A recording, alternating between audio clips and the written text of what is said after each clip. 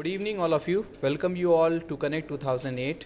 I have a very prominent personality with me, Mr. Sumit Datta. Is an associate partner from McKinsey and Company. Mr. Sumit, how do you see the future of telecom as you are right now working into the high-tech and telecom leadership in McKinsey? So how do you see the future of telecom in India? Specifically, are you talking of the mobile, the wireless sector? Yes, mobile wireless I'm talking about. Okay. Okay, I think that's a very broad question, but a couple of pointers. See, one, I think the industry is clearly not going to be able to grow at the current level of growth that it's been demonstrating for the last couple of years, and hence, the one biggest factor that's going to come up in the industry is slowdown in growth in maybe 18-24 months from now, and that is going to lead to a lot of revenue and cost pressures in the industry. So I think that's one. Second, coming out from that, from this kind of pressures and the amount of skills that's available in the Indian telecom industry, we see a lot of international best practices actually being developed in the Indian industry. Yeah. Okay, so whether it's Bharti's outsourcing deal of both its network and IT, right, or whether it's at the next level, it's a kind of revenue enhancement or churn capabilities that we see Indian companies doing. These are the kind of now capabilities that global companies are looking to imitate. Okay. So I think at the broad level, those are the themes. Of course, as we go forward, what we'll see is the industry gets much more competitive, not just from the current players, but also from the entry of several new players. There will be launch of several new services, new applications, etc. for consumers. Yeah. Consumers will keep winning.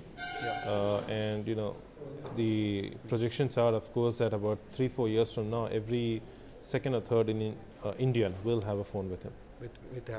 We are seeing that a lot of new technologies are coming into the market. We have 3G, right, okay, which has recently come up, and right, we are expecting to go up to 4 or 5G. So the question is, 3G in Indian market, are we going to adapt it or not? So I mean, it will of course be adapted. Yeah. It's just a question of time, as happened everywhere. So there is no doubt that 3G is going to become one of the prevalent factors or prevalent perspectives in the Indian telecom market. As you already know, the regulator is already in the process. Regulator and the government is in the process of issuing the 3G licenses. Yeah. Once that is issued and there are existing players have this 3G capability, then players do have the option of bringing in many of the applications and content that have worked well in 3G elsewhere, yeah, to provide a differentiating factor to their customers here. Fine.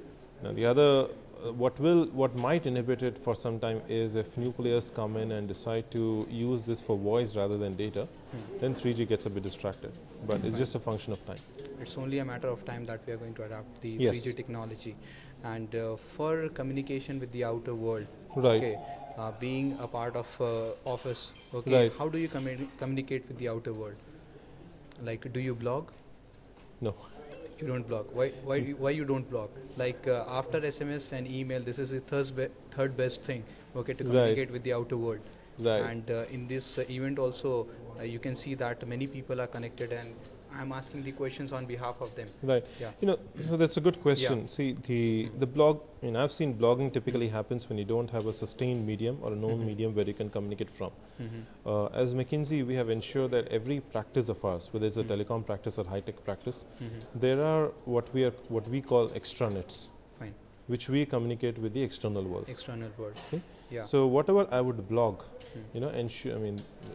see, blogging, there's a certain quality dimension that goes down with it, right? Fine. We want to ensure that when we put something out in the external world, if it goes out as McKinsey, there's a quality dimension to Yeah, it. exactly. So we have extranets which are exactly for this particular purpose, where thoughts from McKinsey that we would like to share with the external world in a broad manner, whether it's a presentation, whether it's a quick perspective, a white paper, etc., are put on these extranets. Yeah. And it's available on an invitation basis to clients and others across the world.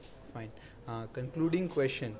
When can we see Mr. Sumit Datta representing India in Wimbledon, US Open, French, as well as Australian Open, since you are a very keen of tennis? Yeah. I think all of us chose paths 10-15 years back. Yeah. So we chose it then. 15 years back is when I decided whether I would be wearing the suit or whether I would be wearing a sports jacket.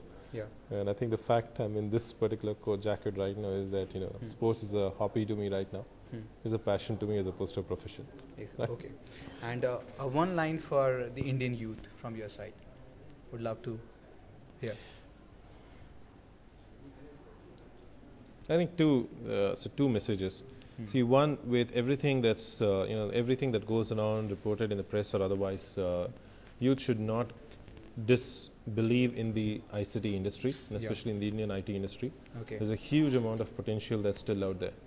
There's a lot of skepticism that happens every time the growth comes down by 1% or 5%. Yeah. Right, and they should not believe in doomsday predictions and not ascribe like a lower potential to it.